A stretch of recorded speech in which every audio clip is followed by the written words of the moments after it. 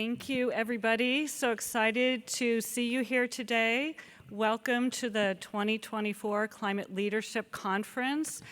This is our 13th annual conference, and we're thrilled to have it in Cleveland, the land. And given that we're going to the Rock and Roll Hall of Fame Museum after this session, I'm going to use a little rock and roll metaphor, which is that we have the primary act that's going to be coming right after me. So you can look at me as the opening act. So please be kind. I know the big show is coming up in a little bit with Mayor Bibb, the fabulous mayor of Cleveland, who will be speaking. But I just wanted to provide some remarks before he comes to the stage. Cleveland has a very inspirational story to tell. It was a city that in 1969, its river, the Cuyahoga, was on fire. And today, that same river is 150, it's as clean as it was 150 years ago, and it has 60 species of fish that are thriving in it.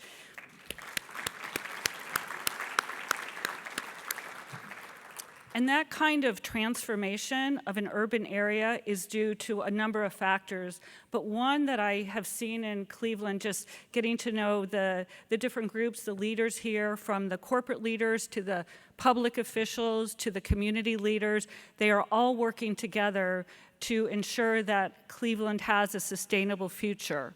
And that sustainable future includes, the way they're getting there is they're looking at really innovative ways to decarbonize their emissions in the city, in the companies, in the entities that operate here.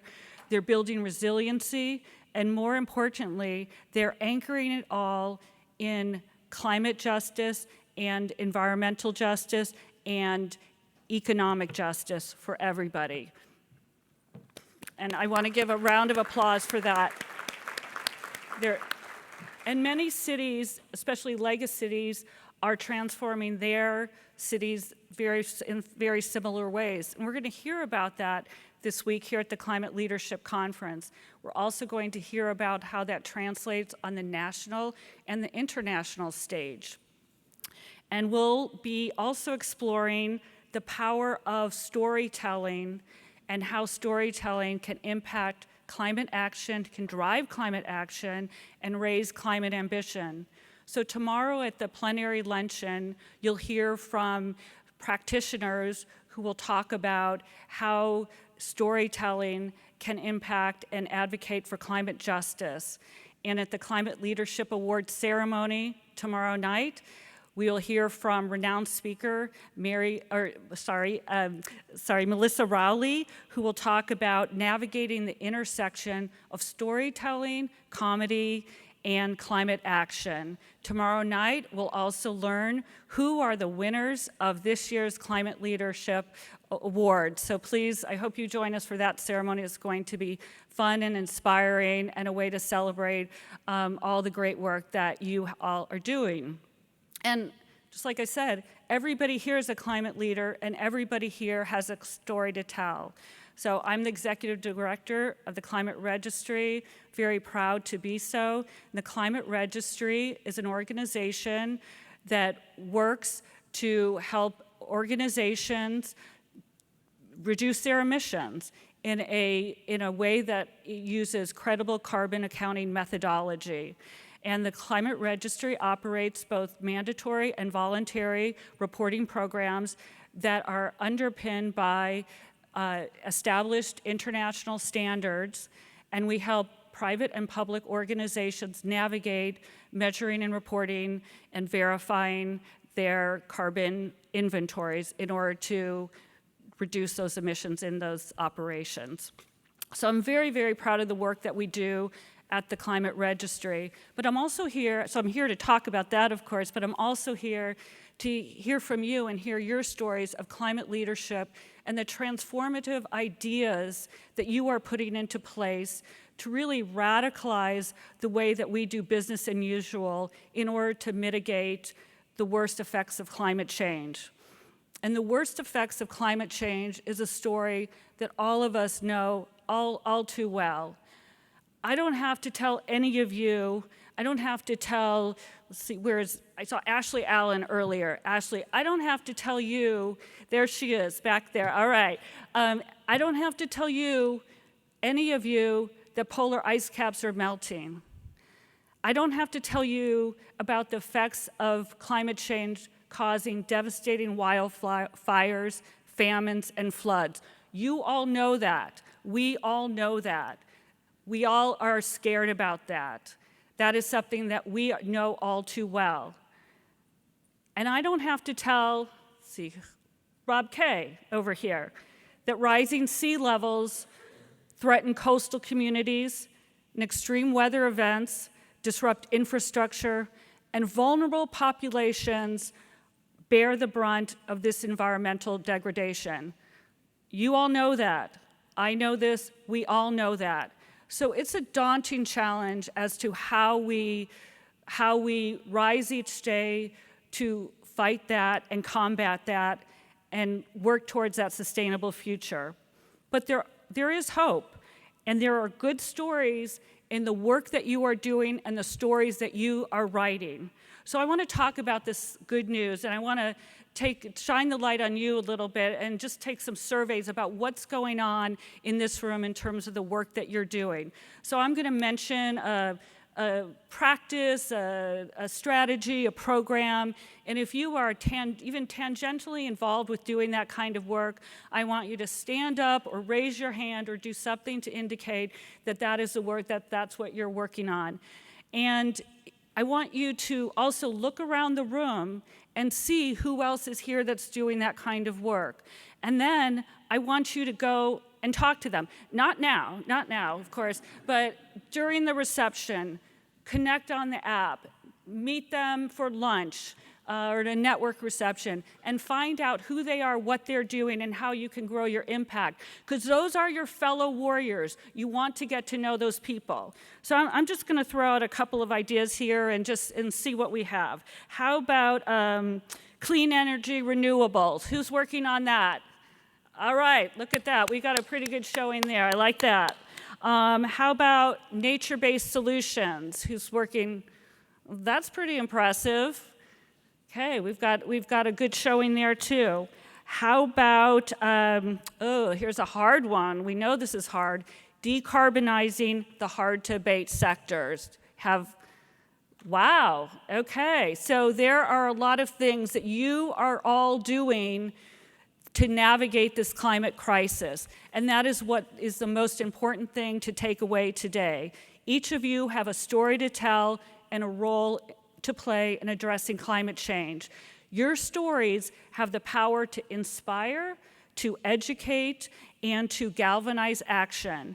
And that is what the Climate Leadership Conference is all about: inspiration, education, and action.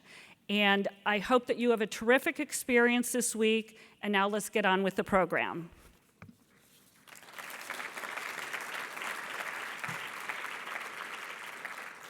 Thank you.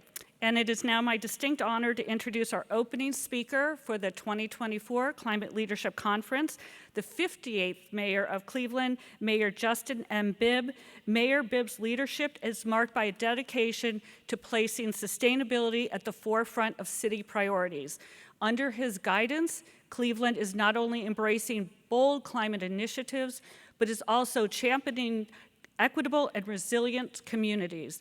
As chair of the Climate Mayors Coalition and vice president of the Democratic Mayors Association, Mayor Bibb's influence extends nationwide, advocating for sustainable practices and climate resilience. And Cleveland's selection for Bloomberg's American Sustainable Cities is a testament to Mayor Bibb's vision and ambition to build thriving communities. Mayor Bibb.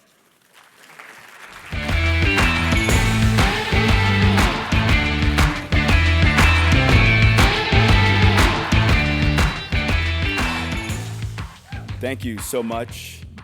Now, to my chagrin, Amy, sorry to disappoint. I don't sing, I don't dance, I don't play the guitar. I just try to fix potholes for a living as mayor of Cleveland. There we go. So welcome to the land. It certainly is an honor and a privilege to be here today as we kick off this critical conference. And I want to just give the Climate Registry organization another hearty round of applause for choosing our great city. Through mayoral executive order, I made sure there was 85 degrees and sunny for the whole conference. You know, as Amy mentioned in her comments, I think we all recognize in this room that we as a nation and as a world are at a critical inflection point and moment when it comes to meeting the moment to address our climate change issues. And that work certainly requires multi-sector collaboration. And this room is a symbol of the power of that multi-sector collaboration. And I think it's important to set the context on why this issue is important for me as a working class Black kid who grew up in the southeast side of Cleveland. And as Amy mentioned in her opening remarks, Cleveland has a storied history when it comes to addressing climate change and addressing and advancing environmental justice. You see, in 1967, Carl B. Stokes was elected as the first Black mayor of a major American city. Now, I wasn't born when he was elected, but I'm pretty sure when he was knocking on doors, campaigning to be the mayor of Cleveland, he never imagined that he would one day lead a nationwide pollution tour after the Cuyahoga River caught on fire in 1969. And because of that pollution tour, talking about the importance of cities like Cleveland, Detroit, and Pittsburgh having clean waterways, that advocacy led to the passing of the Clean Water Act, which then led to the EPA. That's Cleveland for you. That's Cleveland for you. Now, fast forward 50 plus years later, as a candidate for mayor in 2021, when I was probably not even registering in the polls at the time, I did a lot of door knocking. And I never would have imagined that myself would one day become a climate mayor. Because for me at that time, it seemed as if it was just a fancy policy conversation that folks in Washington and at the UN talked about every single day. But I saw firsthand when I was knocking on doors, particularly in the southeast side of Cleveland, in the Lee Harvard neighborhood, where those issues were front and center for me, where children had high asthma rates because of the low air quality in that neighborhood, where children were being poisoned by lead paint, where there was so many combustion vehicles going up and down the street, undermining the air quality of that neighborhood. That's when the dots were connected for me as a candidate. And now as mayor, I have the honor and the distinct privilege to follow the footsteps of the late, great Carl B. Stokes to make sure that Cleveland continues to be a national model to advance climate and environmental justice. So what are we doing? What are we doing to meet the moment? Well, you can't meet the moment without a great team who can support that vision. I'm joined today by the city's first ever Director of Sustainability and Climate Justice, Sarah O'Keefe, who's in the room. Let's give her a big round of applause. She is, I believe, I'm going to brag for a minute, one of the best minds in the world in terms of what cities need to do to address climate change. The other thing we're doing is really making sure we are meeting our residents where they are. Cleveland is the second poorest big city in the country. We are also one of the most energy-burdened cities in the country as well. That's why I'm excited about the work we're doing to give low-income and moderate-income residents free solar panels to put on their homes, which already, through our pilot program, has reduced their energy costs by up to 60%. Real money back in their pocketbooks. I'm also excited about the work we're doing to become one of the first cities in North America that truly is a 15-minute city. So what does that mean? It means regardless if you live on the east side of Cleveland or the west side of Cleveland, there's a high-quality park you can go to that's well-lit and well-programmed. There's access to reliable transit within 15 minutes. There's a job you can walk to within 15 minutes or get to on a bus or drive to within 15 minutes or even bike to within 15 minutes. But also what this does is that it gives people hope and confidence that they're connected, because connected communities are communities that do a better job of addressing climate change. We're also doing everything we can with the support of our private sector. Beju Shah is in the room from the Greater Cleveland Partnership here today, the largest chamber of commerce in the country, by the way. We can clap for that. We can clap for that. America's mayors are on the front lines to really making sure that we take advantage of this historic federal investment we've gotten from this president, our president, President Joe Biden. Think about it for a second. The largest federal investment in history of any country to address climate change through the Inflation Reduction Acts. That's a big deal. And so America's mayors must work with the private sector to make sure we can meet the moment and realize these historic federal investments.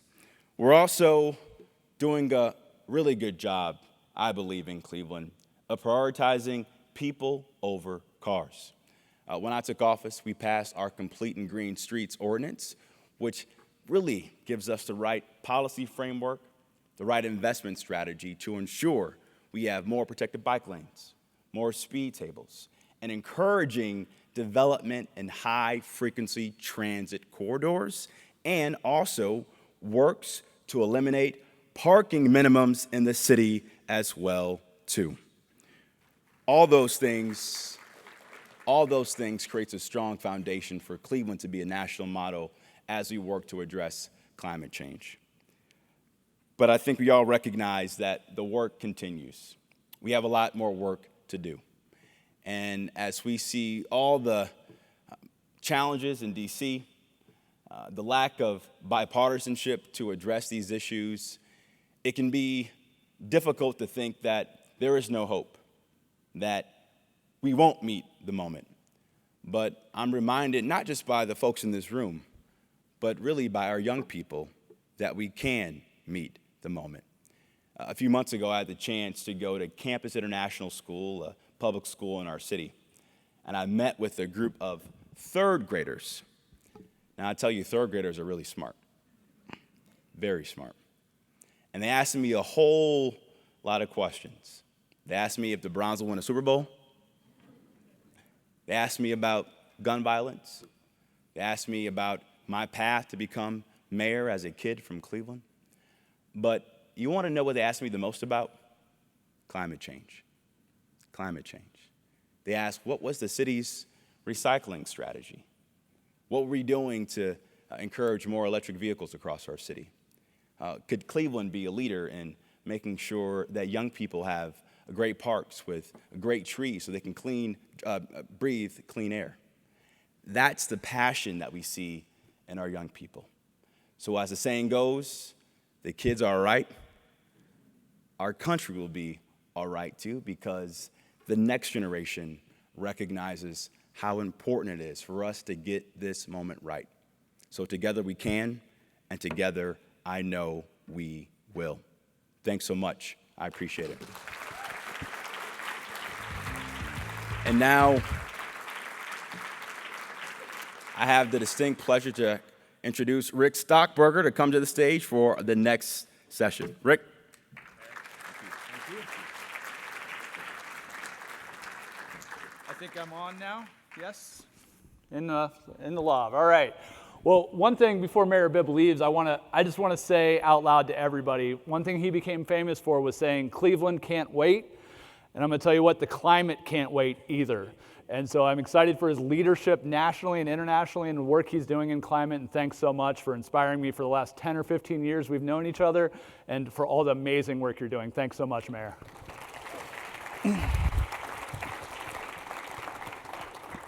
So I'm Rick Stockberger. I'm the president and CEO of Bright Energy Innovators. We're the only clean tech incubator in the state of Ohio.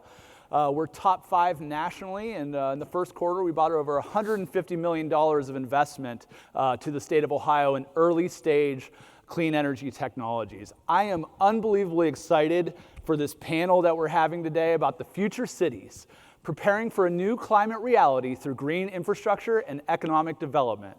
And I'm joined by this awesome panel. I've got to know y'all today, and Grant a little bit longer than that. And so we have Grant Irvin from S&B USA, Vincent Lee from Arup, and Councilmember Mika Owens from the city of Cincinnati. So excited to have y'all, excited about this topic, and excited that all y'all are in Cleveland, Ohio to celebrate the future and all the great work we're going to do to mitigate and change and make sure that the Earth doesn't go bad. I think that's the best way to put it. Exactly. So, Grant, tell us, what are you working on? What are you excited about? Yeah. Let's go. Well, thanks, Rick, and thanks to the Climate Registry and Climate Leadership Conference here for hosting us and having this very important conversation. So I'm Grant Irvin. I'm with S&B USA, where I serve as the Vice President for External Affairs and Sustainability. Prior to coming to S&B, I was the Chief Resilience Officer for the city of Pittsburgh, a little town just down the Ohio Turnpike here. I've heard of it. I've heard, yeah, it's right next door. They have a football team there? They have a football team there. Okay. Yeah, that's right. We're going to go there, Rick. We will. We're excited to be here, though. But at S&B, my role is to oversee all of our activity with regards to sustainability.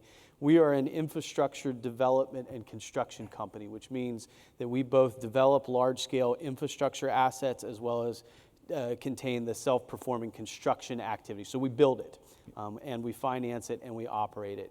And so one of the key activities that we're involved in right now is the work regarding green infrastructure, in particularly what we call resilience infrastructure as it's related to climate change. So flood resilience and activities of the like.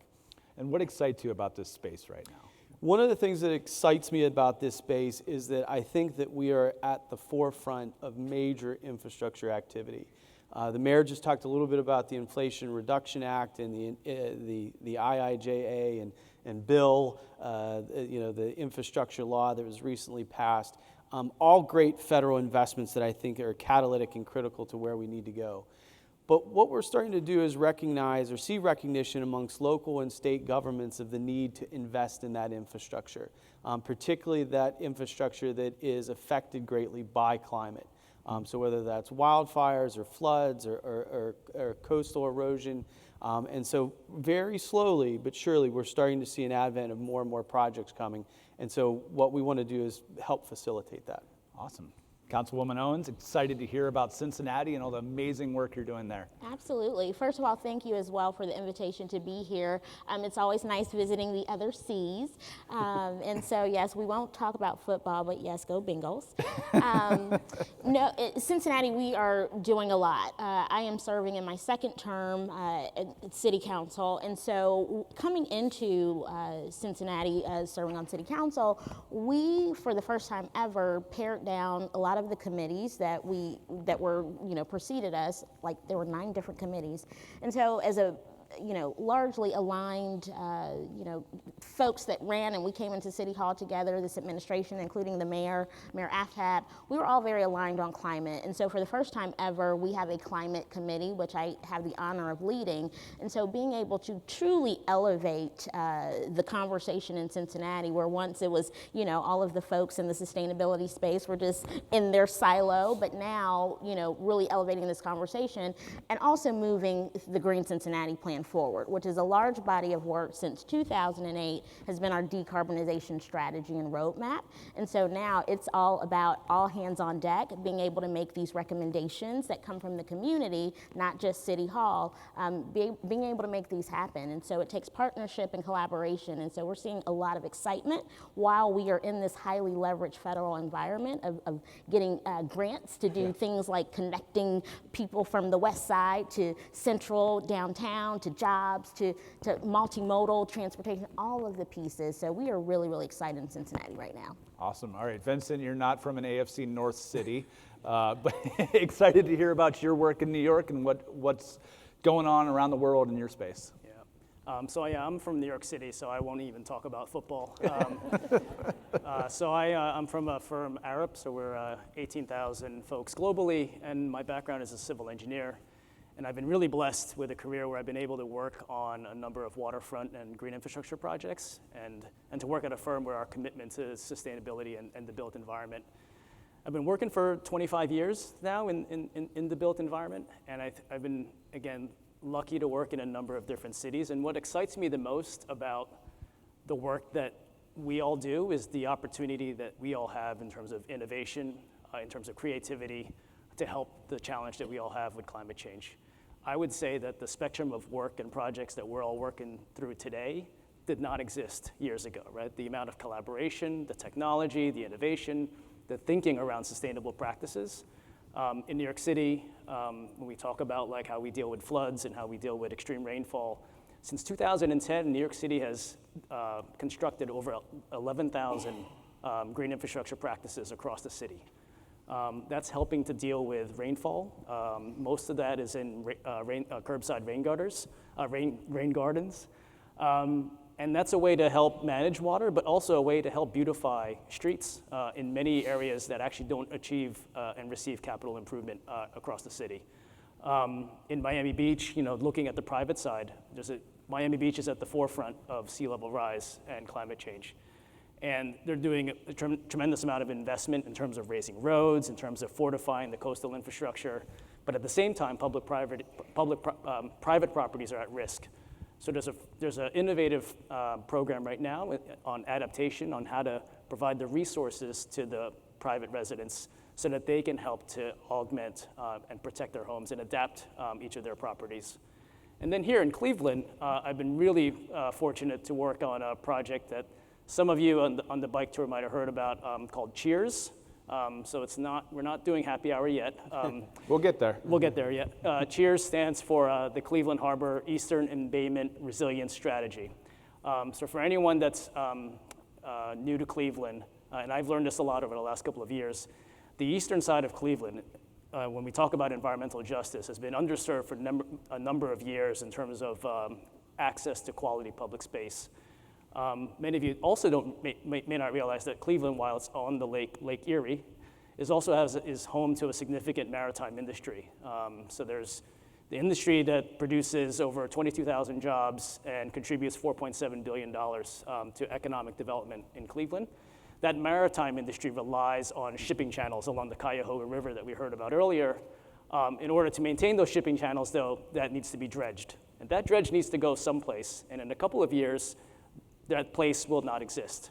So the idea around Cheers is to take that dredge material, place it in the eastern side of Cleveland, to use that to provide quality public space to the residents who have long lived without quality public space, while at the same time provide resilience and nature-based solutions to protect the critical infrastructure that's on the east side of Cleveland. So it's really, if you think about the partnership that needs to happen in order to deliver that type of project, that's unfounded, right? So the opportunity that we have on innovation really excites me, and I assume excites us all. Yeah, and I think the public-private partnership thing is unbelievably important. And I think one of the things that I think about in this space is when we say green infrastructure, we even say the word infrastructure in general. Like the general population's like, oh, are you talking about a bridge? Like what does that mean? So I'm excited for the storytelling person tomorrow night to help us with some of these stories and whatnot. But one of the things that I think about with the public-private partnership is like, how are cities approaching this in a meaningful way? using their budgets that are currently in place and other ideas like that. Like how is it happening now today, and maybe how do you see it happening in the future? Yeah, I mean, I'll jump in on that. This is, I think, one of the big things. If I had 3 messages, for anybody in government, I came from government, working in the city of Pittsburgh prior to coming to S&B, is to think about these 3 things. 1, the ability to create public-private partnerships. 2, how do you leverage your budget? And 3, think about procurement cycles and how do you design the ask. And one of the great examples that we have at S&B is a project that we're currently working on in Fargo, North Dakota, and Moorhead, Minnesota, which has been really struggled over the last, for generations, frankly, with the Red River of the North flooding. And so the Red River flows north to Lake Winnipeg, up in Manitoba, and has seen increasing amounts of flooding over the years because of climate. Yeah. And so what you see as a result of that is a lot of property loss, a lot of economic damage.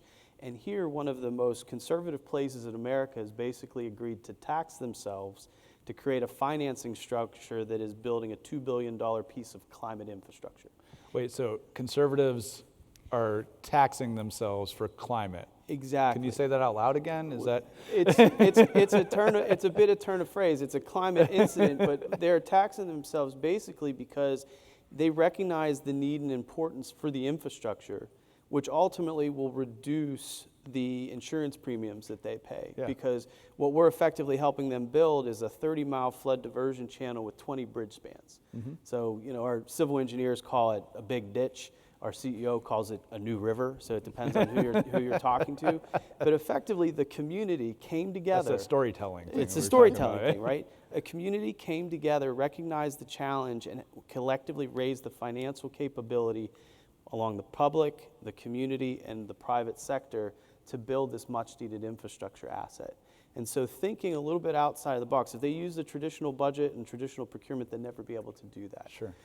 So using these kind of new tools of budgeting and procurement and leveraging the financial capacity allows us to build bigger, more scalable infrastructure that the climate is basically telling us we need. Yeah, absolutely. Councilwoman Owens, how are we doing it in Cincinnati? Yeah, I think in Cincinnati, it's really about everyone being on the same page about the Green Cincinnati plan and our huge goals. This plan gets updated and refreshed every 5 years, and so we went bold this last 2023 refresh. And so that is to reach, by 2030, 50% emissions, reduction in emissions, and by 2050 being carbon neutral. So I think you see a lot of excitement around how can technology also be leveraged? Sure. What are the next business opportunities? And so I care a lot about that. Yeah, exactly. So you have places like, our innovation corridor where you have UC and all of these great folks coming together and talking about how can AI be something that helps us to be analytical in determining where climate's impact is going to be. And so these conversations are happening, and investments, people are excited about investing in that space. Yeah. No, absolutely. And I mean, from my work perspective, what sounds good to me is a technology that's 5 years out. If I can get it to be 3 years out, and that technology can be better than what's on the market that's currently bad for the environment, like that's my work. And so I'm excited, to see how we can use the market to solve, the biggest issue that our world's ever faced. And so excited about that in many ways. But speaking about the market, let's talk about ROI. I feel like a lot of people talk about climate investments as, this is an investment into the future and saving the planet, and not a lot of people connect the dots. But Grant, you were just talking about a very clear dot connector. Vincent, tell me a little bit about projects that the actual financial ROI that you're working on. Yeah, I mean, I think we were just talking about this on I'll talk about Cheers again.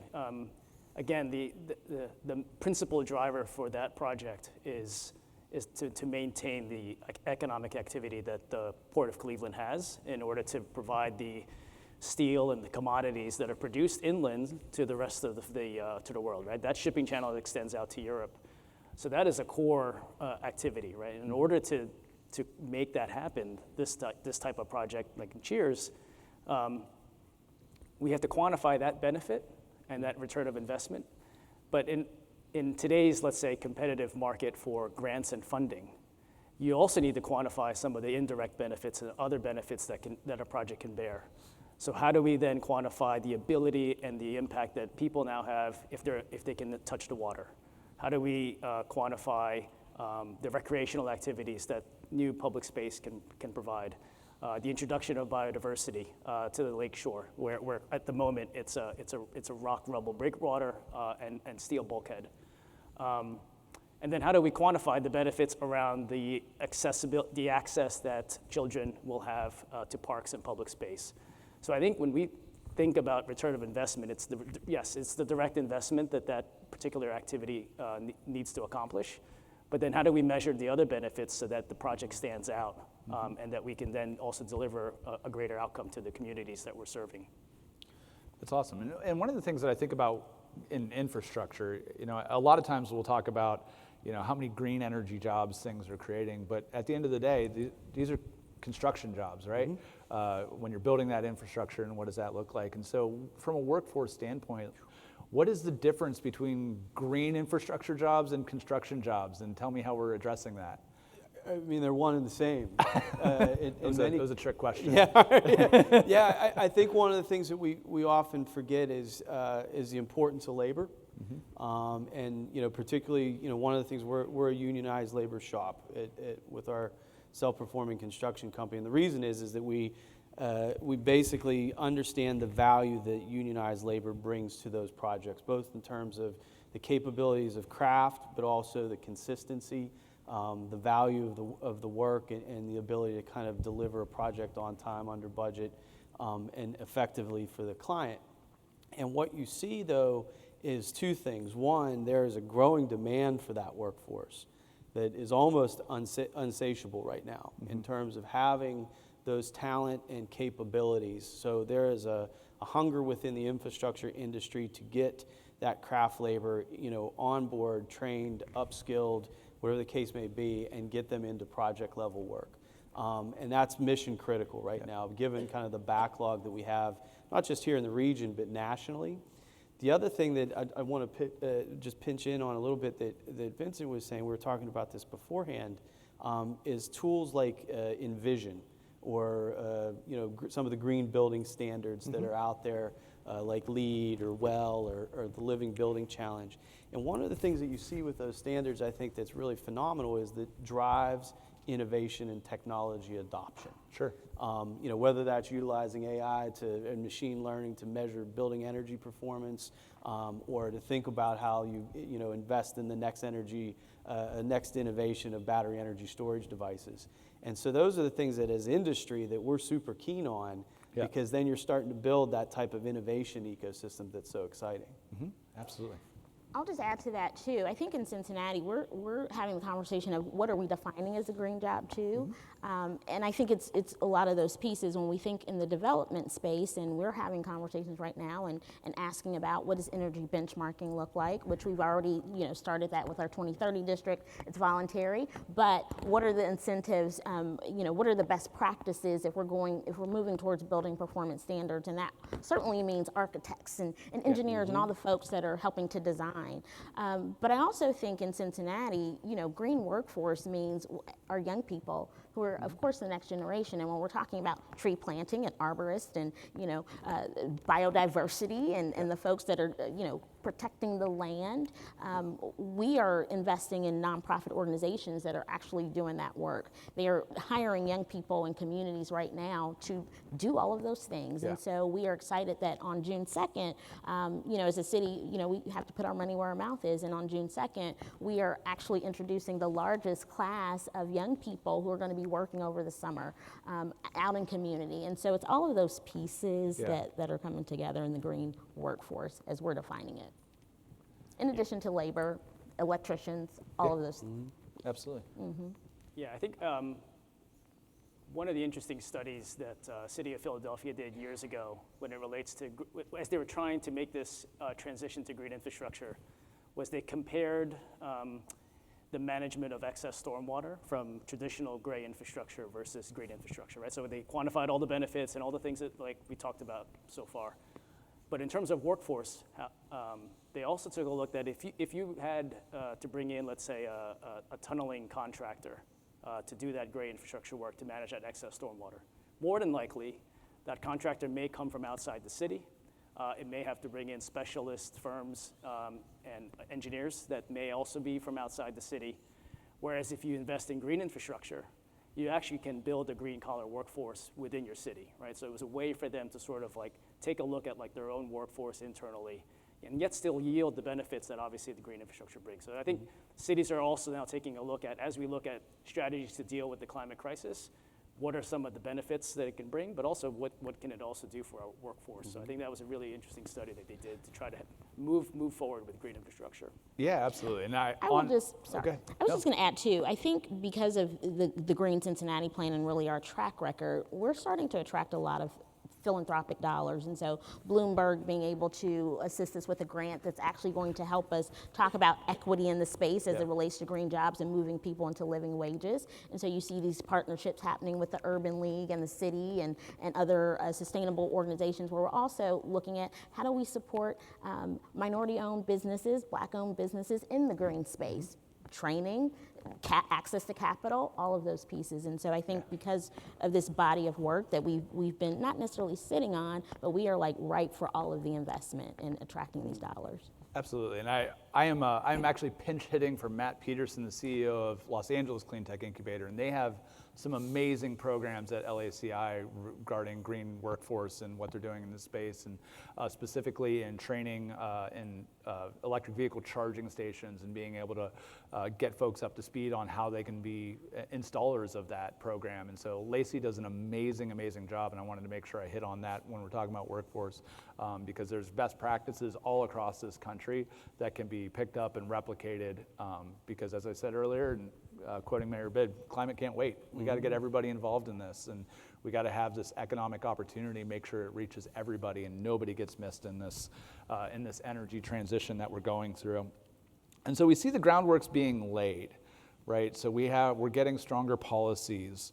There's financing coming on board. There's more collaboration around climate than we've ever seen before. But what are some of the pinch points that you guys are seeing, that are maybe still slowing things down, or where are you seeing a lack of progress? Where could we focus and be able to get some more folks on the train, on the green train? Is it green train? I don't know. Train, sure. I don't know what train it is. The green line. It's an electric train. I'll tell you that much. I personally think one of the biggest pinch points right now is the sexy topic of procurement. Oh, wow. I mean, procurement. Fire me up, Grant. It is hot. It is hot, hot, hot. And so effectively, what we're up against is a buying challenge, right? And within that is also a budgeting challenge. You love talking about budgeting and procurement and sexy topics. Wow, sexy topics. Your wife, she loves it. She's like, so we're going out on Friday night. We're going to talk budget and procurement. And I'm like, that's right, babe. I don't do that. She would kill me.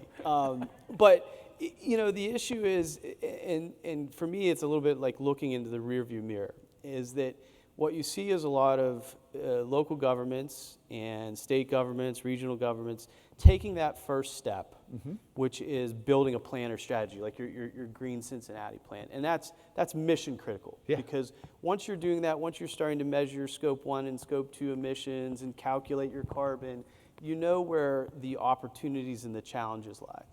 The next step, though, is to start to attribute dollars. And putting dollars in your budget. If you are saying you're going to achieve 50% emissions reduction in your fleet and do it by 2030, and you're still spending $1 million a year on diesel and gasoline, you're probably not going to get there. And you're kidding yourself if you are. And so we need to start to see a transition in terms of the dollars that we're allocating to the carbon economy to the decarbonization of our operations. That's one. Two is the idea of procurement is, all the things that are available, whether it's buying trees or buying electric vehicles, are in the market now. We have market-ready, available technology. Everybody almost in this room raised their hands in terms of working on a renewable energy project. But ask yourself, is your local government, how are they buying their electricity? Ask them, your state government, your county government, how are they purchasing their basic utilities? And so that's where that procurement conversation starts to come into play, because we need to start to think in terms of how do we facilitate those public-private partnerships where we can combine design and construction, the finance, and the operations and maintenance of those assets going forward. Because that's where you start to leverage the public capital alongside of the private capital. That's the game changer that we're going to need to see in the next 3 to 5 years if we're going to make a critical impact. I'm gonna go off script here real quick, and I just want to dig into something you said and open that up for everybody. But one thing you said, like climate goals or carbon reduction by X date, and sometimes people say, "Gosh, this is the big goal that we have to hit," but their goal is not actually realistic. Mm-hmm. And so, like, how do we go between, like, gosh, we have to mitigate like carbon, but like we also have to do it in a realistic manner that keeps the lights on and like keeps people having an opportunity to participate. And I'm sorry to change questions in the middle of asking one person, but like that's I don't know, it's a really important topic to me because I want to hit our huge lofty goals, but we got to set realistic goals to get there. Mm-hmm. Yeah, well, in Cincinnati, the way that we're attacking the Green Cincinnati plan, which again is looking at emissions by sector, buildings, transportation, but it's also about community activation and advocacy, because it's really not like, here are all the policies from City Hall, but it's who can champion what and help us to move the city forward. And so we are literally going through who can take on these different areas of the plan. Mm-hmm. I want to go back to, yes, setting goals is important. And so one, accountability, what gets measured gets accomplished. Yeah. And so not only the way that we're attacking the implementation, but also being able to attract, being one of the first cities in the nation to have Climate View, to help us to be able to track and measure it, what has the success been across these sectors.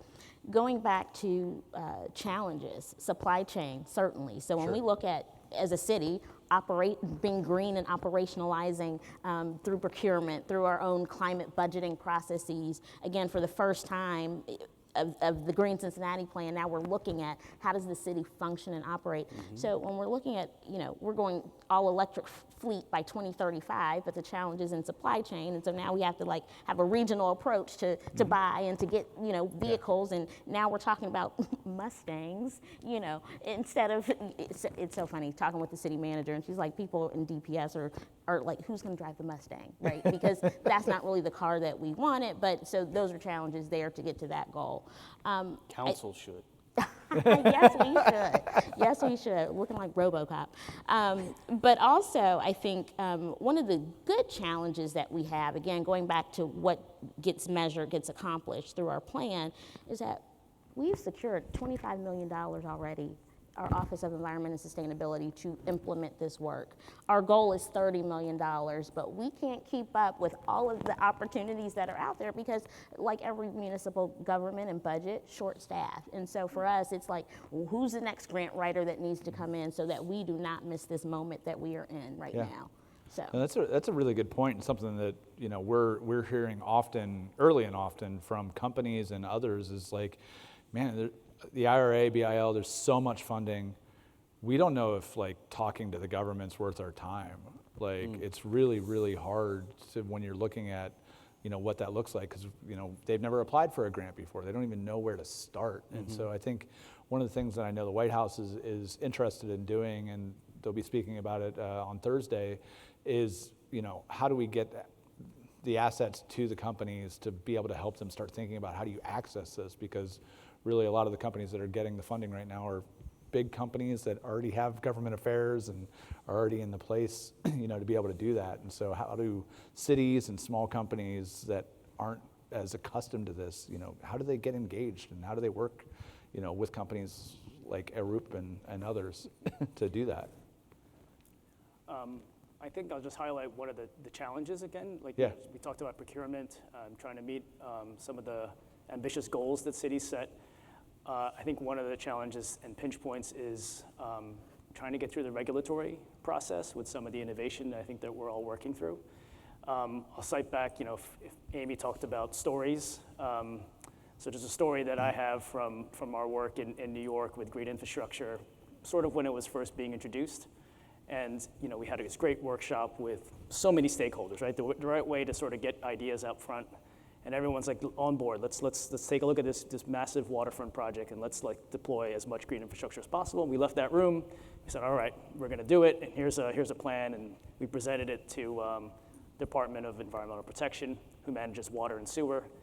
They looked at some of the green infrastructure, which consisted of like rain gardens and streets, and said, those are plants, and we manage water, so you should really talk to Department of Parks. And then we go to Department of Parks. They say, well, that's in the public right of way, so you should really talk to Department of Transportation. We go to Department of Transportation. They say, well, that's actually dealing with water.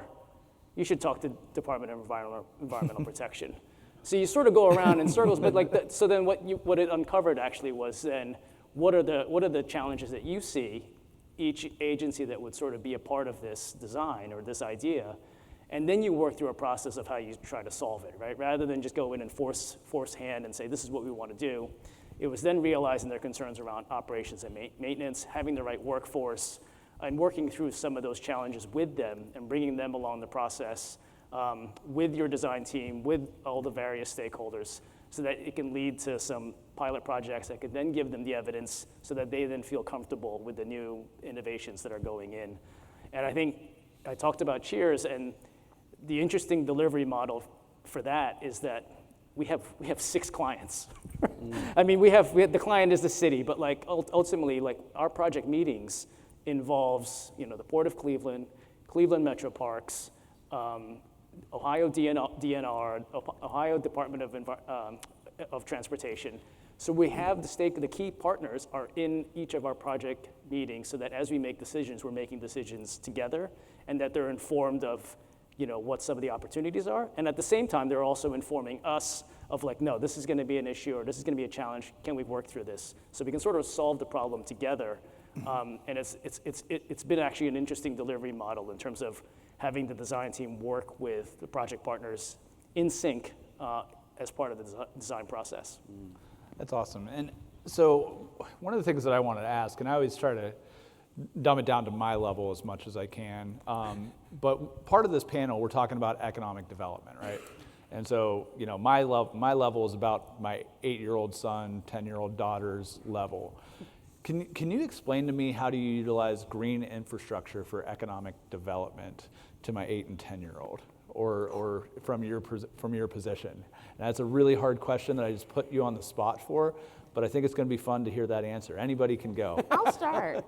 So in Cincinnati, we have the Lick Runway, and that is a large water retention project that came together with MSD, the city, the county owns one part, and the city, and so through this strategy, now we have this space that's not only retaining water, helping to save taxpayer dollars, about $200 million a year, about 500 billion gallons of water out, not going through our Mill Creek, and so what you have is this beautiful greenway that is used for biking or walking, and so it's right in our Mill Creek Valley, place that's right for investment, and that is the next opportunity. And so as we're looking at transportation and remediating brownfields, it's kind of this old corridor that had a lot of manufacturing in there, and so you're going to start seeing investment along the Mill Creek corridor. And so I think that's where economic development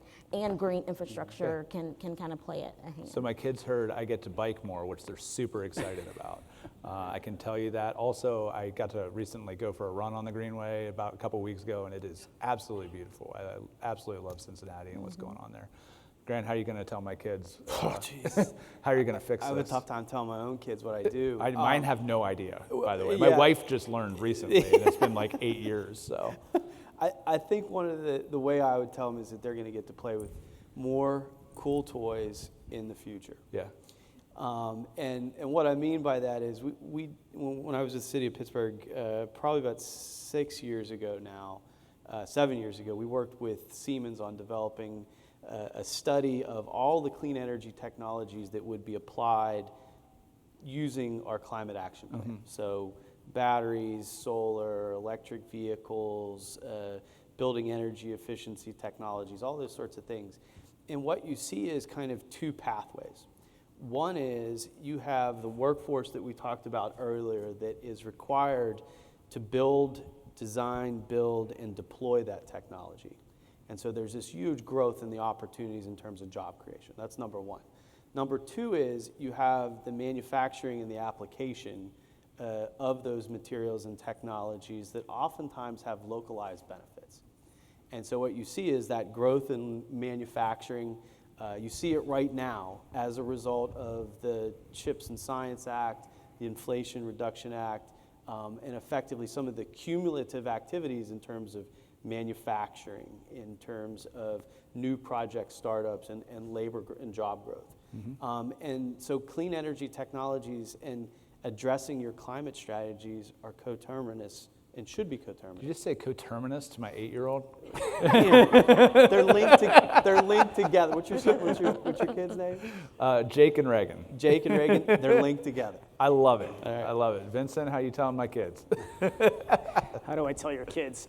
Okay, the simple way I would say is that the way to manage water with gray infrastructure would be to do it with a pipe in the ground. I like it. The way to do it with green infrastructure is to leverage nature-based solutions and let it absorb into the ground to make your city more spongy. That's not, I think you won. No, but I have kids. So Making the city more spongy. That's right. All right, so I think we got about 5 minutes left before they pull us off here. Really want to go through just one quick last question. I'm not even going to ask a question. What's the one thing, in a minute and a half for each of you that you really want to leave this audience with, understanding about your work in this space and why it's important? The thing that I would say for us is really the importance of engaging the developer and builders early. And bring them in. If you have a vision, if you have a project. Isn't that terrifying for cities? And I'm sorry to interrupt, but like if you talk to the builder before you do the procurement process, then they can't be the builder. It is terrifying, and it shouldn't be. Yeah. It should be an informative part of the process because, if you link firms, we might have a project in the future here, maybe in Cincinnati, but like if you link the builder and the design firm like S&B and Arup together on a project early on, what they do is they create a very connective relationship and help improve the public procurement or also ultimately the outcome for the public. Yeah. In terms of reducing the amount of resources or creating innovative design solutions. So engage your designers and builders early. I like it. Let's see, so much. I think what I want people to know is that because of being accountable to our carbon reduction strategies, we are now moving into a space talking about policies or actually policies on the table like land use, zoning reform, truly connecting our city with mass transit and development along transit corridors. I think because of, getting more people around the table, equity in the space is becoming normalized, and that's certainly what we want. And so when we're talking about, why are we planting trees in one area of the city versus another that has, this neighborhood only has 0.1 tree per, 1.1 tree canopy, and other cities have more. And so when we're talking about investments, it is from this space that now has to be rooted in equity, as we know what disinvestment looks like across our city. And so that only was through thoughtful collaboration with folks like UC doing climate equity indicators. And so it's allowing us to talk about these modern 21st century policies like the way that we use parking lots and decreasing impervious surface and building more density and walkable communities, the things that people want. Making sure that we are seeing a city where you can get around without using a car. And there are plenty options. And so I think, whereas I think before it was a conversation that was somewhat siloed and could be the sustainability folks on one side and everybody else on the other, but we're now challenging, I think, even when we look at our regional transportation authority to be able to think differently as well. And so moving into a space where policies that were never even thought or considered are certainly now on the table. That's awesome. I think the one thing I'll just add is that in the process of incorporating sustainability, I think one of the things that now we've been doing on a regular basis is incorporating equity into that decision-making process. I'll cite a project in Boston where we've been working with 16 different property owners who are all along the Wharf district. They're all around the historic harbor of Boston. And they wanted to come together because there's a mix of private and public land that faces outward into the Boston harbor.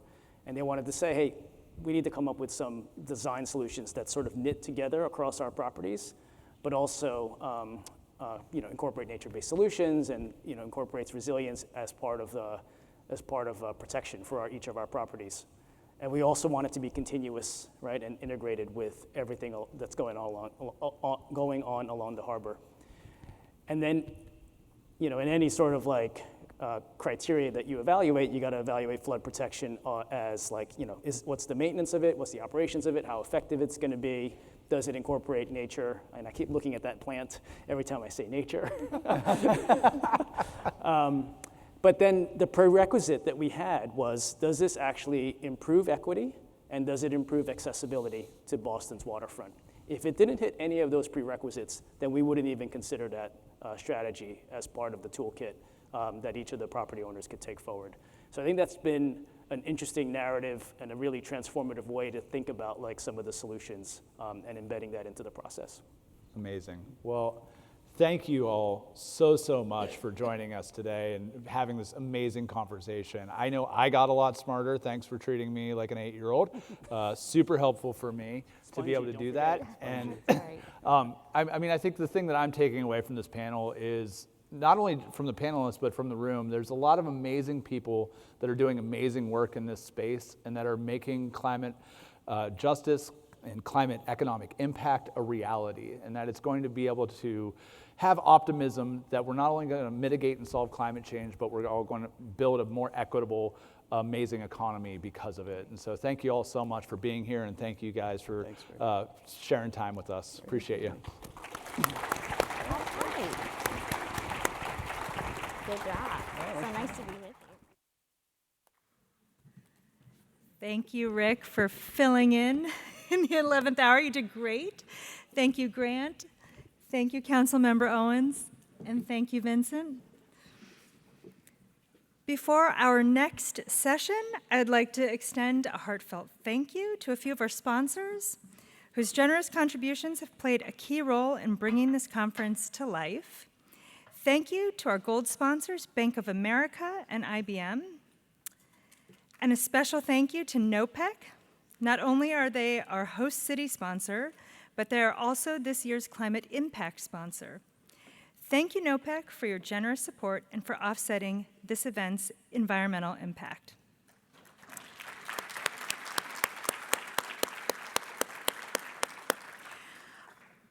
Before I get to our next sponsor, the voice of God did not introduce me, so I jumped in here. I'm Jen Kaminsky with the Climate Registry, so hi all.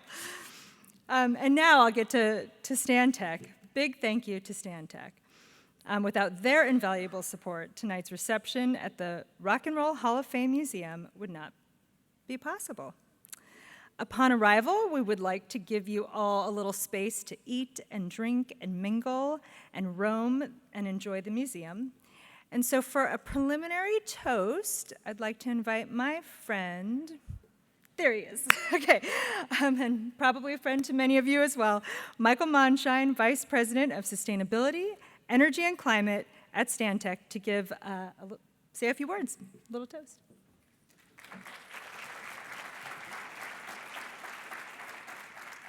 Thank you, Jen. And Jen and I have been coming to these conferences for many, many years now. And I have to confess, after having come for so many years, I started to take for granted the importance of this conference, the incredible impact all of the people at this conference have. And then last year, one of my colleagues, I know she's out there somewhere, Natalie Egnott, she joined me at the conference. It was her first time attending. And so at the end of the conference, I said to her, Natalie, what did you think of the conference? And she said, it was different from any other conference I had attended. It was really amazing, Michael. The people there really wanted to speak to one another. They really wanted to listen to one another. They really wanted to find a way to do things that made a difference. And it's in that spirit that Stantec is so pleased to sponsor tonight's reception at the Rock and Roll Hall of Fame. I wish you all a wonderful evening. Have a great time and build on those bonds so we can do more and more together. Thank you so much.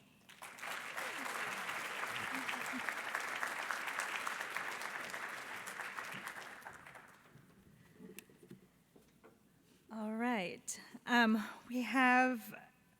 We're going to build on our theme of local impact, and our panelists are mic'd up and ready to go. I am pleased to welcome speakers for our next conversation to the stage. This group of esteemed panelists will discuss regional leadership, innovation, and cross-sector collaboration in pursuit of an equitable, low-carbon future. Beju Shah, President and CEO of Greater Cleveland Partnership, will facilitate. Welcome.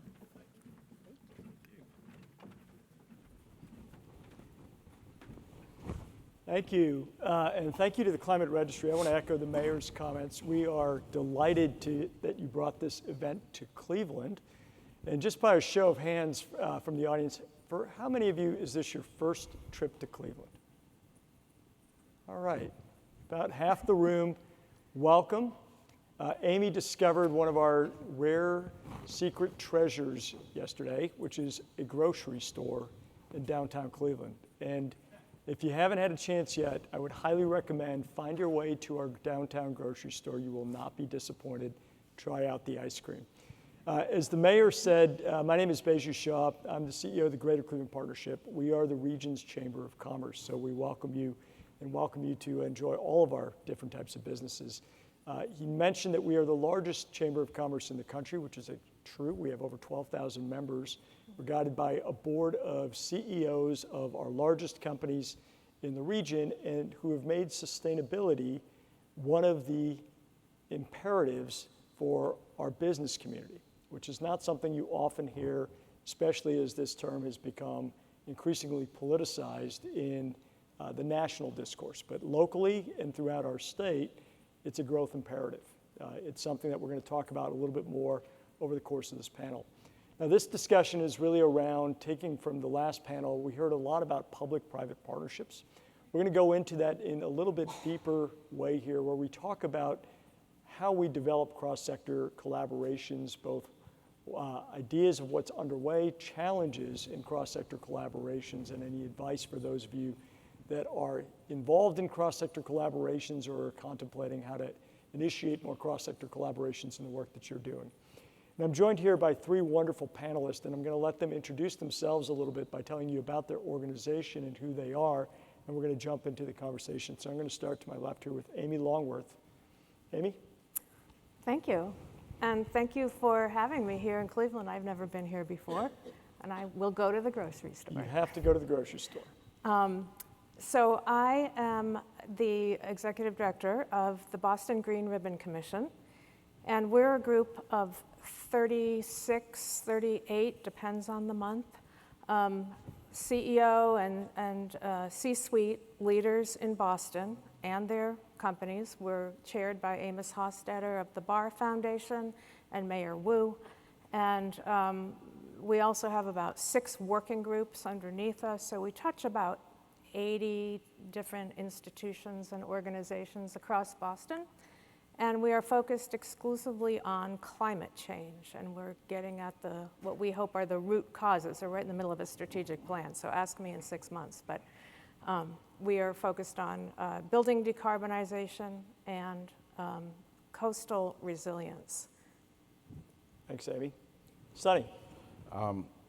First time in Cleveland as well. My name is Sonny Elaboa, and I lead strategy and sustainability for Exelon. I'm the Chief Strategy and Sustainability Officer. Exelon is a large transmission and distribution company, and we serve about 10.5 million customers through our 6 utilities in Chicago, Baltimore, DC, Philadelphia, Atlantic City, and Delaware. We have about 20,000 employees, and we're really focused on ensuring that we, quote, deliver energy in the best possible way to our customers. Now, just by mentioning the cities, it's clear that we have a huge presence in metropolitan areas, but we also serve a diverse population when you think about just geographically. We are present in landlocked agricultural communities in the Delaware region, and we also serve like coastal regions as well with New Jersey and Maryland and the coastal fronts. So it means everything we think about in sustainability space, climate actually does vary even in this microcosm. And for us, it's been a pleasant journey thinking about the energy transition, and I'm looking forward to having a great conversation about it here. Wonderful, welcome. And then to my fellow Clevelander, Deepa. Thank you, Baiju. Good evening, everyone, and welcome to Cleveland if you're visiting Cleveland for the conference. I am Deepa Vedavyas. I serve as the inaugural Director of Resiliency and Sustainability at the Northeast Ohio Public Energy Council. We are one of the largest government energy aggregator in the country, and we serve across 20 counties and about 240 communities within Ohio. Again, talking about diversity, we serve communities as small as 148 members. I mean, people with a really small and diverse group of constituents within that segment. And again, not just geographically but demographically, we also serve a lot of communities that are economically challenged and disadvantaged as well, so where the priorities are different. The reason I bring about the diversity is I also come from a community grassroots level. My humble beginning was at a CDC, community level corporation. So again, I'm always trying to bring into consideration in every space I go in about the people and the connectedness and the humanness in the space. So again, energy is one space that it becomes very challenging because a lot of technology and the terminologies that comes into play. But again, I've only been here in this space for 4 months completed, and it's my 5th month. So what are we working on? What am I excited about? And in terms of the regional collaboration is NOPEC. Again, we have our first iteration of our sustainability and resiliency platform, and we are currently working on that and how best we can serve our communities in helping them prioritize their climate needs and their efforts and commitments towards their climate action wherever they are. Our goal is to meet communities where they are and help them support. So our three main pillars are educate, aggregate, and advocate. We also involve ourselves in a lot of policy level initiatives. We support community solar initiatives, publicly in the state of Ohio. Again, as many of you are aware, state of Ohio is a little bit more challenging because at the state level, we really don't have a robust mandate or policies again around climate action. So a lot of efforts has to come organically and within local. So a lot of collaboration and regional, commitments have to come from within. It's bottom up, and that's also gives us more opportunity to come up with creative ideas to partner and creative models around collaboration. That's great. Well, thank you. So, and we're going to talk about all of this in the course of the panel. When I first met Amy and the team at the Climate Registry, we descended with a Cleveland delegation to one of the UN Sustainability Summits. I think it was the one in Egypt. And we joined the pavilion for some comments, and we learned the term subnational.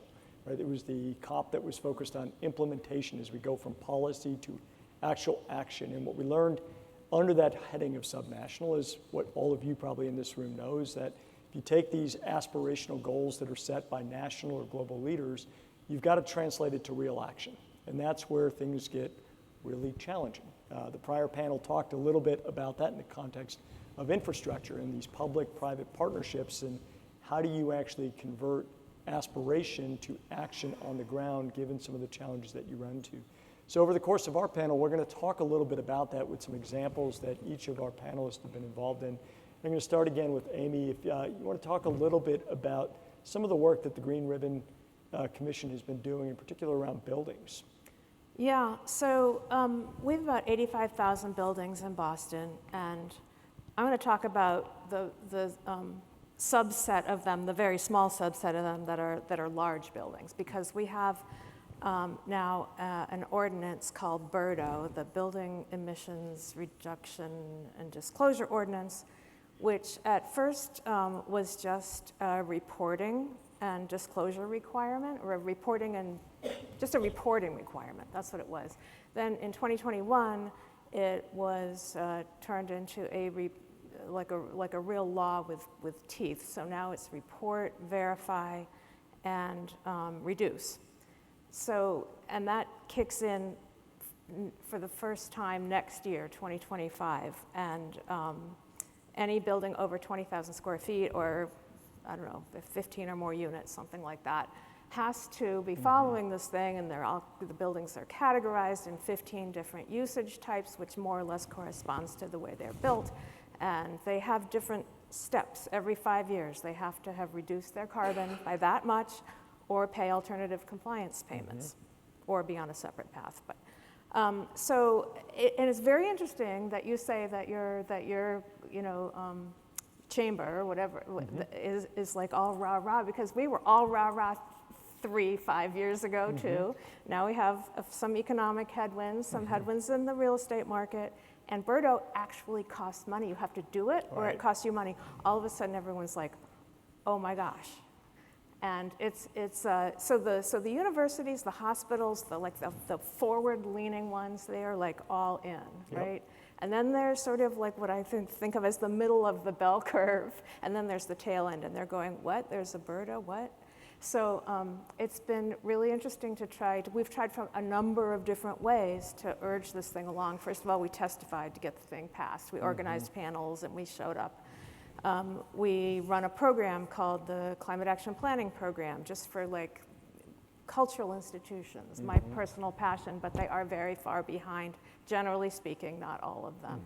How do you do a climate action plan? What's in a climate action plan? You know, including equity should be part of your climate action plan. We have started a grid mod workshop, you know, and that's a whole that's for the forward-leaning ones. They're like, we're investing millions now, or not billions, but like millions now in electrified buildings. How do we know that in 10 years the electricity is going to be there to meet this thing? They are very worried about this. And we also support a couple of different organizations. So we are a 501c3. We're actually sponsored by a 501c3.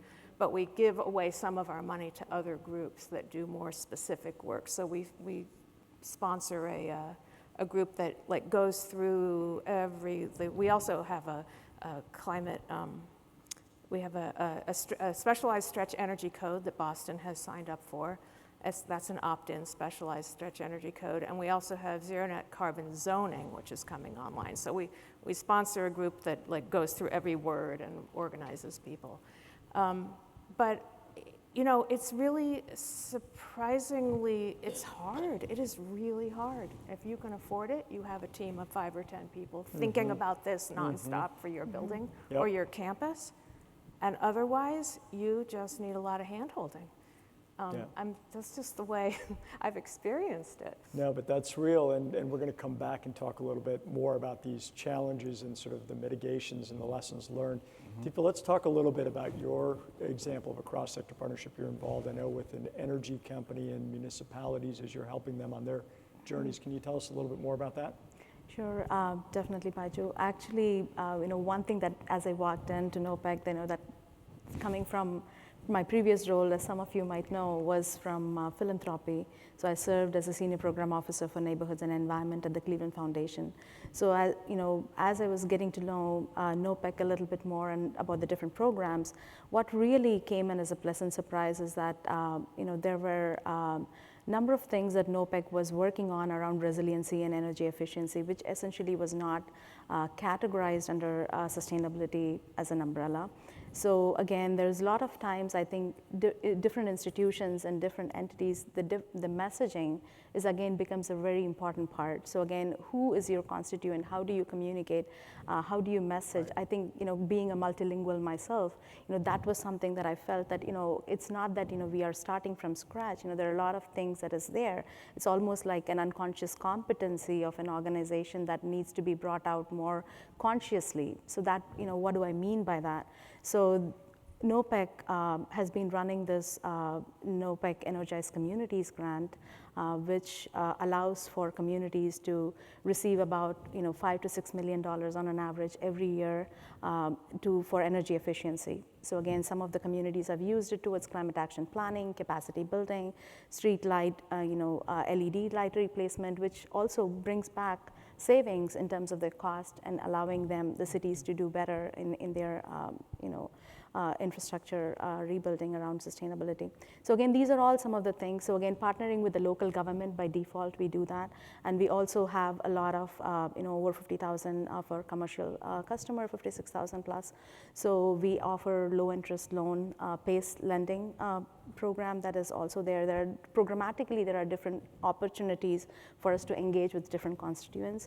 But at the same time, I think Northeast Ohio as a region, I just wanted to also highlight, if you've visited, you've already probably might have observed this, we are, Northeast Ohio as a region, we are extremely socially connected.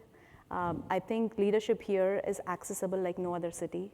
So I think that also innately enables us to communicate us within and come together towards our collective vision and kind of, enable us to keep each other posted and bring each other early on into our thinking process that really enables us to have this partnership and the collaboration in a more natural way than it's not something that we have to do as an afterthought.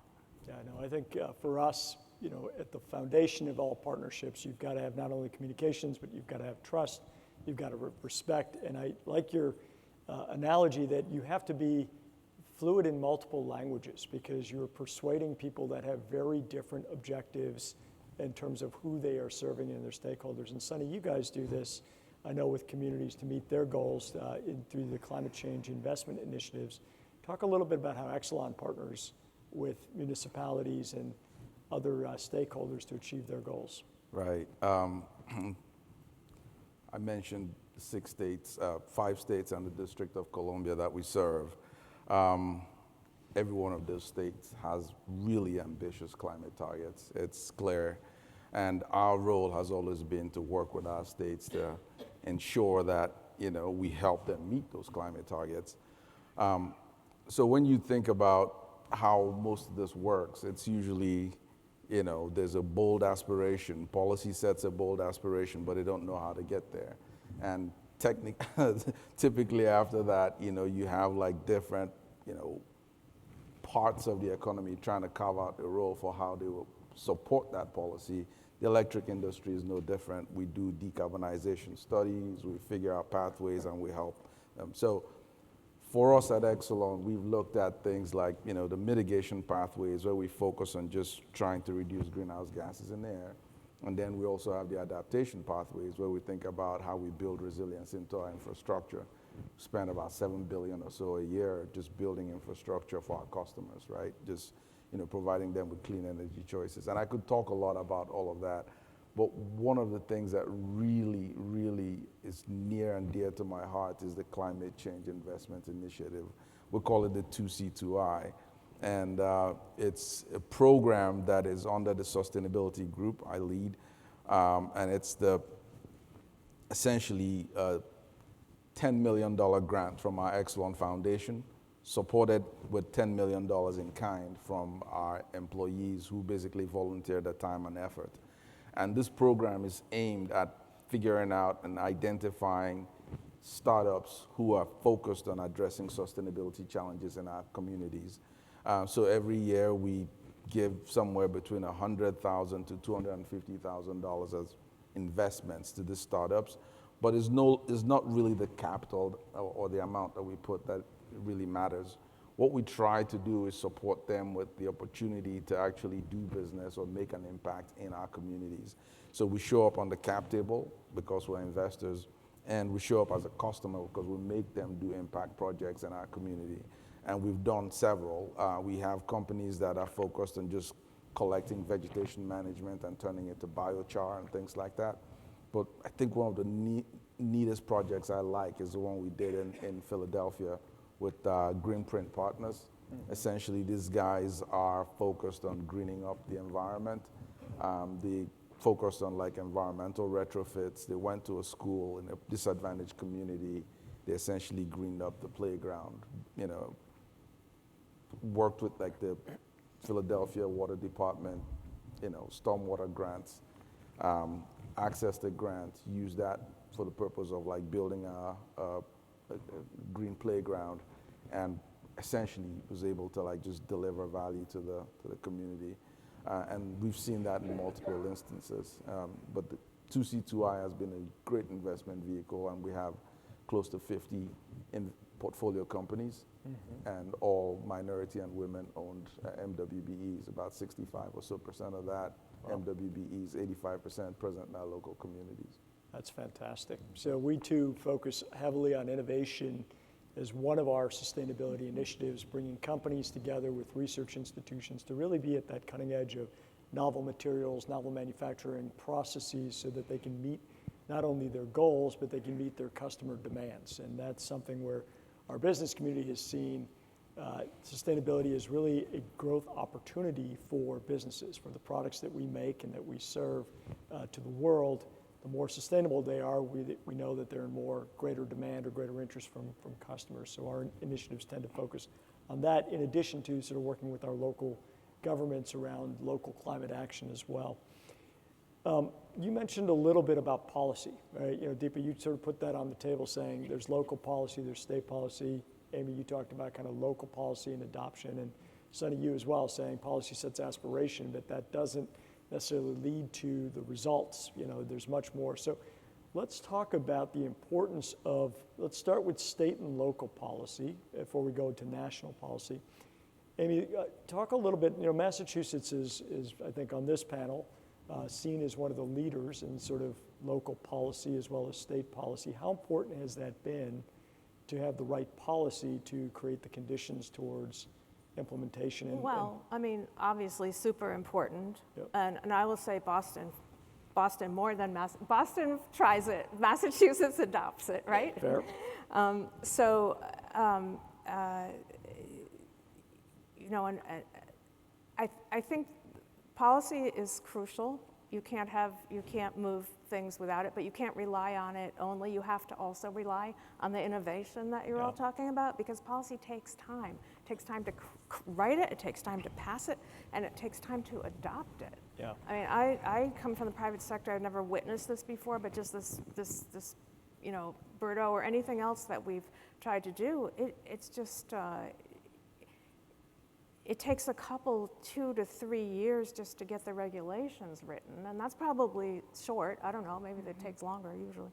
And then people have to creak into it, so there's the startup years and so on. And meanwhile, you know, tick tock, and you're just like very frustrated. But I would say crucially important. We have to keep doing it. We have to do other things at the same time. Like the Maura Healey is putting, she got legislation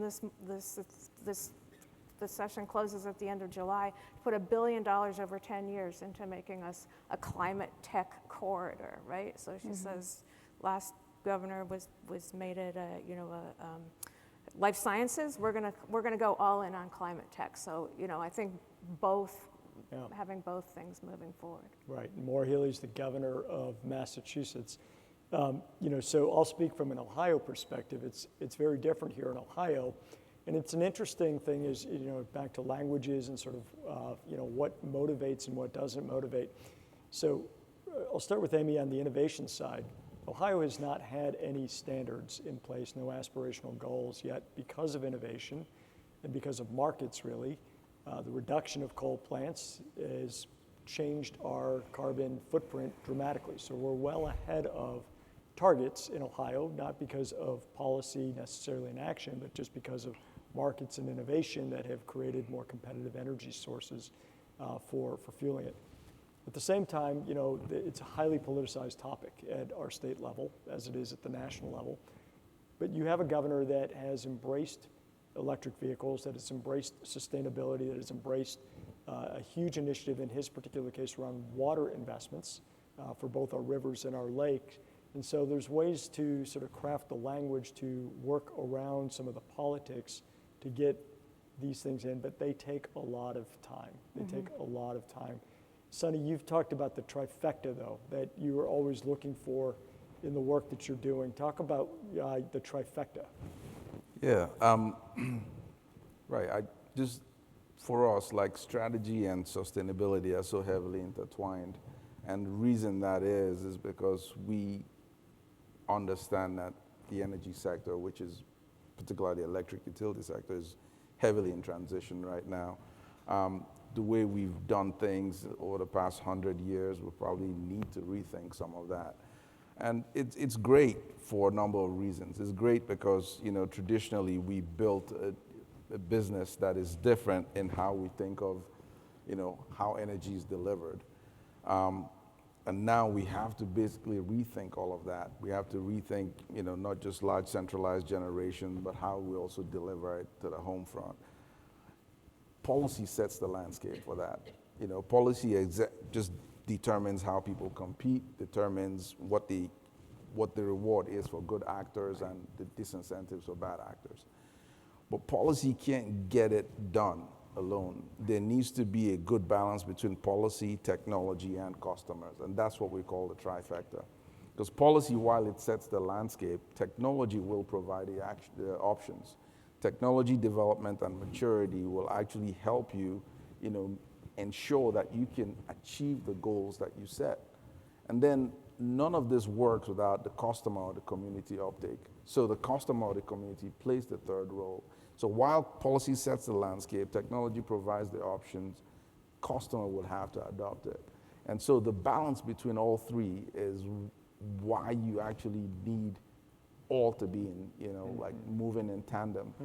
You see it everywhere. Like you can have ambitious targets around, I want 1 million electric vehicles on the road, but you don't get it. And the reason you don't get it is probably because you don't have the right technology or either the build out of infrastructure to support it, or there's not enough customer choice for vehicles to buy, or the customers cannot really afford it, and therefore they don't understand. So you set the ambitious target, but it never really happens in reality. And the reason for that is usually a mismatch between policy, technology, and customer. So one of the big policy initiatives, of course, we heard about on the last panel is all of the new national initiatives, the national funding that's a catalyst. How important is that to solving some of that gap that exists, whether it's creating the right market conditions or creating the right cost equations for the buyers?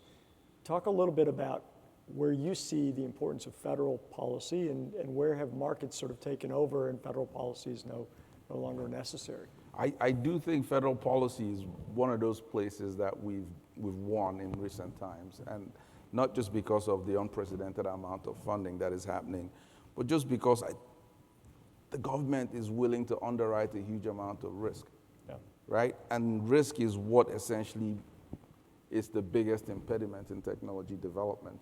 Now, risk could be in the form of infrastructure deployment, it could be in the form of accelerating technology, it could also be in the form of maturing a value chain.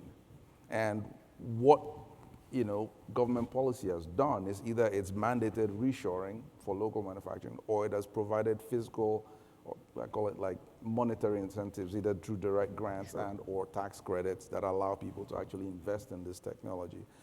I feel like it's created almost an acceleration for what we expected would happen and is needed for, you know, the energy transition to happen. I know every time we talk about the energy transition, a lot of folks focus on the cost, but the truth is, given the unprecedented amount of investment that is about to happen, it's a unique opportunity for wealth creation. And it's how do you create and retain that wealth within your communities? And that's sort of how I think the government looks at this. It's not just energy security, ensuring that we have the right balance and the development of technologies in the proper place, but it's all about improving the quality of lives of different constituents that make up the, vast macroeconomic sectors that we have in play right now. I feel like government is super interested in ensuring that technology matures the right way. Mm-hmm. We've seen this from the opportunities to collaborate in regional hubs. Most of those regional hubs have government-funded education centers. It's not unusual to see like a national lab collaborating with industry to access government funds that are probably going to be used for community development projects. So you see a vast number of stakeholders coming together in collaboration, all driven by a policy that is meant to underwrite technology. And I think energy policy is just headed in the right direction, and I hope it stays that way. Well, and I think those types of funding incentives bring unusual groups together. They create a little bit of stickiness. The question is, how do you continue that in the absence of support? If the support is, ends after a certain grant period or because of policy change at the federal level, how do you sustain that collaboration towards that end objective? Deepa, you guys have been doing a lot of work in the solar space, I know, to encourage adoption of solar panels. How do you see this playing out? How important is policy, and what happens if policy changes at a national level? Yeah, I think that kind of heightens our responsibility a lot more. I feel like, at the state level, when it lags behind, the regional level has to step up so we can continue the momentum that we have built and worked very hard on. Again, we do serve across the 240 communities with gas and electric.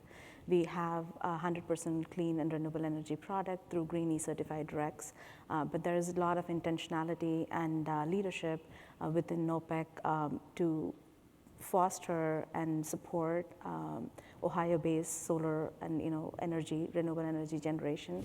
So again, we have a strong partner through NextEra, our supplier.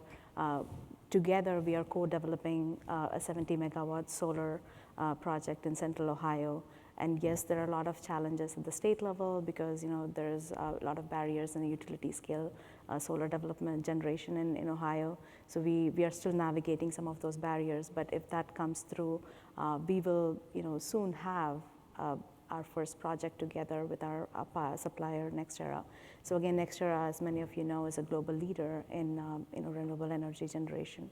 So again, yes, it's definitely a continuous a battle and a challenge, but at the same time, how can we use this opportunity to partner with institutions, educational institutions, and others as we go after community engagement is a challenge. We have identified that. So we have partnered with OSU.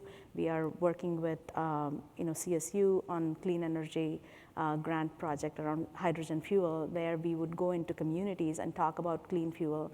We'll take the hydrogen fuel buses and vehicles and engage with the communities where they are, taking them and having them the awareness and the opportunity to learn about this. Similarly, with OSU is all about community engagement with Ohio State Extension, and I know that a couple more partners are in the room who have worked along with this for the grant opportunity. So once that comes in, we will have an additional opportunity to go into the communities and talk to them about some of their concerns. Many times it's about it's the radical middle, right? It's not about the cost only, or it's not about the resilience only. It's not about the clean energy or the emissions only. How do we get to that radical middle is the key. And again, what does it take to communicate to the right audience? And sometimes, as one of my good friend and colleagues suggested today, many times as renewable energy or sustainability professional, we go into a space thinking and talking as a technical expert.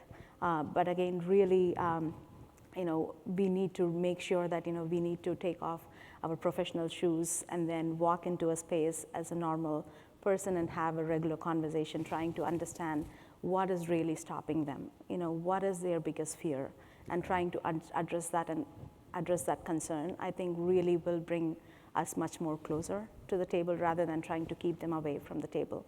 Who is missing in the conversation is something that we really need to see. Yeah, that's great. So Go ahead, please. Oh, Yeah, I think that the other side of the coin that we really haven't talked about is resilience. And, you know, you can see a way to, you can see the reasons for innovating, and you can see the payback. You can see that it's a big wealth creator. I mean, at least I can.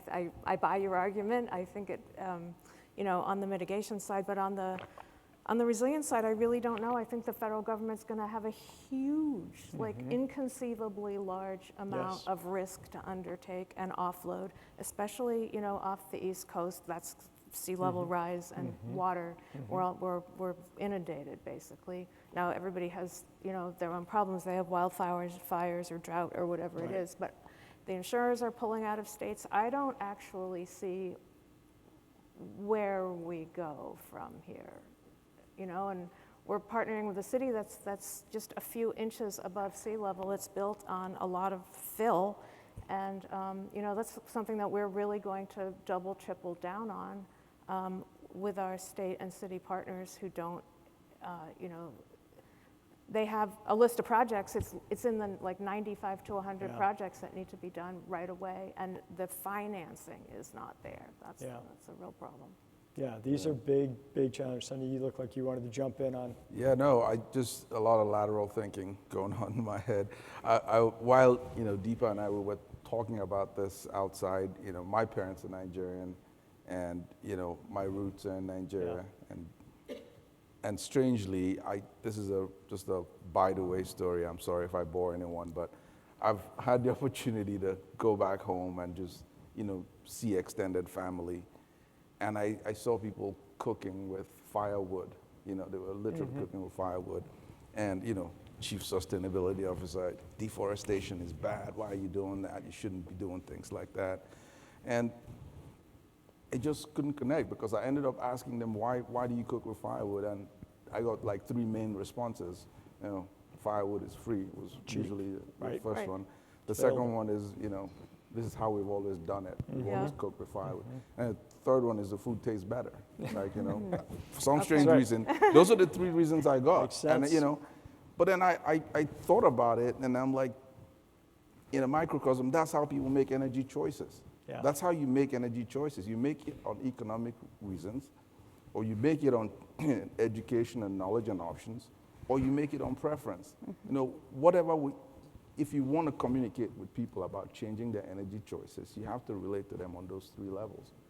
And that was a huge part of like the discussion. That's why I really bought into what you said about, you know, checking your aside and then connecting with people, because that's the only way decarbonization and energy transition moves, when you can move society along. And that societal shift only happens when you can communicate and make people aware of the economic, you know, opportunities and the energy choices. And then coming back to your point around subsidies and essentially government underwriting this, I tell you, there are only 2 states of the world, in my view, when you know, like incentives end. There's one state of the world where you actually mature the value chain, and the technology actually thrives on its own. I've seen that happen. 2008, 2009, you know, we were building wind farms for like $2,000 per kW. Like literally, 10 years later, you were building it for half the price. Like literally, it was half the cost. In fact, almost like more than half, less than half the cost, right? So the value chain matured, people understood what it was, you know, there was a lot of production, technology improved. But then if you get it drastically wrong, what happens is you create an industry that is permanently dependent on subsidies. And once that happens, you have a perpetual case in which, you know, taxpayers are funding an uneconomic technology objective with the wrong interests. And ultimately, that just creates complete cost shift in society and makes it really burdensome for everyone. So as I think about like the incentives that are currently happening, all that I'm focused on is just ensuring that most of these demonstration projects, if we can, we should demonstrate the technology, but we should also mature the value chain. Because if you mature the value chain, the cost of deployment comes a little bit lower. The technology risk associated with it is a little bit lower. The cost to finance it, which is a huge portion of it, is lower because the risk is significantly diminished. And the adoption is higher because people understand the technology and they can understand how it works. Yeah. And we also need all that technology because nobody can foresee how we can totally decarbonize. Yes. So we have to have a basket full of tricks that hopefully a few of them are going to work. You have to have a portfolio. Let's, I know we've only got a few minutes left. Let's go back to cross-sector partnerships. So we've talked a lot about sort of principles of things that we know need to be there, your basic elements, communications, trust, respect, checking your perspectives as you're sort of communicating, addressing the trifecta, Sunny, as you've outlined.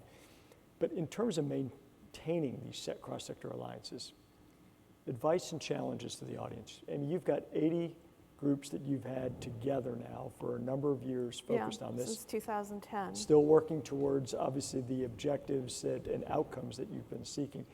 How do you keep 80 people together in a cross-sector alliance, or 80 stakeholders? We don't keep them together. They are going on their own volition, and our job is to sort of keep them going down the same road together. And tricks for the audience on how you do that. We do a lot of convening. We produce wonderful things where we actually don't provide any content, they provide it all. But then relationship with City Hall is like a really different thing. You have to really hope that you get a good mayor. Like we have a fantastic mayor, Mayor Wu, right now, and she's got a great staff. Hasn't always been the case, and then it takes a little more dancing. And then you never go head to head with them, right?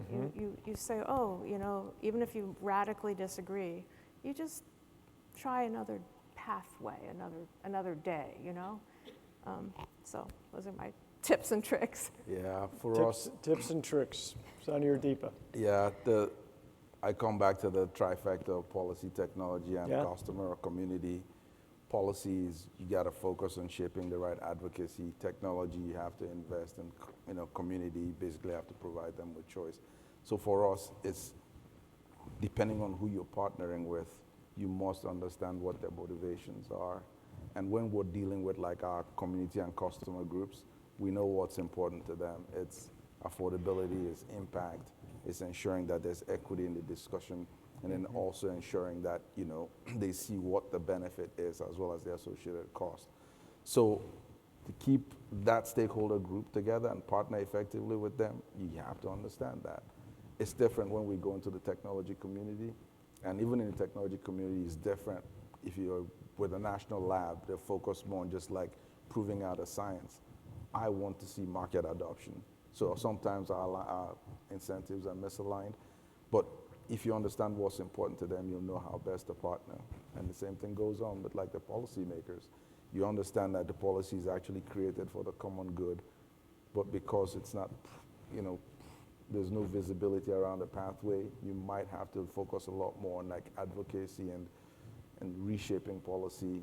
And if you have to have a situation where you have all three different stakeholders present at once, you need to find a common ground. And to me, that is the biggest challenge, just finding the common ground to understand what's important to every stakeholder. If you can do that, then it's actually the huge glue for actually keeping everyone together. Advice, Deepa?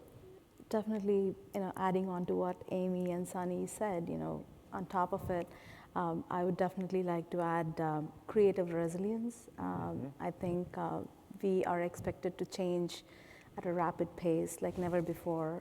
We are in unprecedented time. We have these robust goals, collectively that we are setting up. So again, a lot of improvisation has got to happen. There's a term that, I remember, growing up in India, we have this term, I don't know if you've heard about this, Baiju. It's called Jugad. Essentially it's frugal social innovation with a lot of combination of creative resiliency. So essentially, we need to be able to really create and be innovative and be able to adapt and quickly pivot and iterate, as we kind of do things and come together like never before in terms of, coming and taking action together. I think building on and layering, I think, is really important rather than coming and kind of taking it on ourselves that, we have to go and invent something new. There's already find the partners who are already working, look for industry symbiosis. Like, if Timberland can do it, they can roll out a separate, they can partner with a tire company to come back and reuse the soles for their line of shoes. I think looking for those, what is the energy sector not doing right now? Who are we not partnering with? What does the dynamic look like in the future? So again, those are the type of things that would be to look out for. Right, so I'm going to ask each of our panelists for a closing thought here as well. So I'll add mine in terms of what piece of advice do you have for all those that are in the room. So you've heard a little bit of that. I'd say that the thing that I want to build into everything you've just said in terms of what we practice and we think helps us with these cross-sector alliances, it goes back to something Deepa said. It's about the social relationships. And I can't emphasize enough to our team and to the work that we do how important it is to meet outside of meetings. Right? We meet to break bread. We meet to get to know each other. We meet to get to understand each other, understand what motivates, build those social relationships, because it is essential for us to deal with the turbulence on any of these types of pathways, and then to have that kind of goal that everyone is aligned around. The path to get to that goal is always going to be tortuous, but that social cohesion is absolutely critical for us in terms of cross-sector alliances. Parting, closing advice beyond what you've already offered, Amy. Convening, like you said, it's very important. And I think know your customer. I mean, our customer is the city, right? Everyone else, good, but that's our customer at the end of the day. And we want to support the climate action plan. We want to get there faster. And, we will do what it takes to be a positive force for that. And, hopefully they know how to use us properly, but we're there. That's great. Sunny, closing thought? Yeah, just innovate. Innovate. I think it's just, maybe because of my sector, I'm in a space where I think I'm seeing exponential demand, but at the same time, we're looking at quickly ramping down or transitioning the generating resources. Everything is up for change. Business models, planning tools, technology itself. So the transition to me is just an opportunity to just do things differently. So if you're here and you're part of this conversation, focus on innovation. There's a whole lot of value that can be created, and there's a whole lot of opportunities to, just do something meaningful with it. Deepa, final word. Every organization and every cities, every communities, every country have their own starting point and, in this journey. So again, giving some grace, I think, trying to help each other out who is lagging behind and kind of leading by role model, being as an example. I think compassionate sustainability leadership, I think is really critical. Great. That's great. Well, please join me in thanking our wonderful panelists.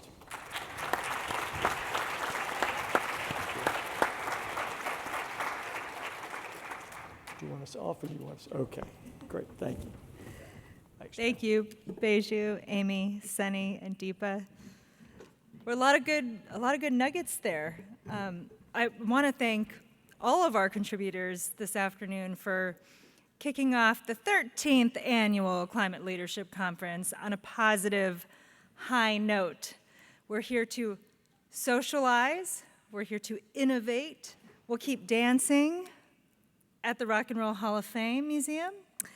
And tomorrow morning, we're actually going to kick off our plenary session, picking up on the trifecta. Our morning plenary topic is how finance policy and technology are accelerating decarbonization. So we'll dive into that in the morning. Let's see, breakfast opens at 7:30. Our plenary opens at 8:30. We do have shuttles that are running between 5:30 to 10 all night. Shuttles running between the Hilton and the Rock and Roll Hall of Fame. You can pick up that shuttle on the Ontario Street side of the hotel. And if you don't want to take the shuttle, we're about a half a mile away, and you're welcome to walk. And I hope you all enjoy the evening. Thank you.